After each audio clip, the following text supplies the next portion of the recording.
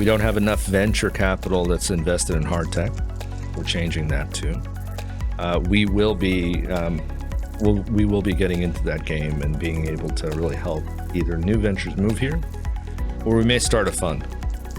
But either way, we're going to be helping as a university. That's one thing. Capital.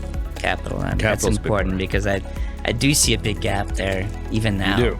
Yeah. And because, well, first of all, I agree with you. Texas has a lot of money. There's a huge amount of money here, and people are more than willing with the wildcatter spirit to throw money in a hole in the ground, and we need to direct them where else to put it. And there are other places to do that. And then there's been some initiatives to try to attract venture to Houston, but I don't really agree with some of the thesis where we're giving money to other venture firms outside and hoping they bring it back and ignoring what's going on in the emerging venture funds in the emerging markets here with fund managers and enterprise like Softic Ventures, et cetera. It's like, well, and then also we need to build that pipeline from seed to Series A, B, C, D, E, because they need to, different companies and different firms need to pick up the baton and keep that going and get that cycle all the way through and then back.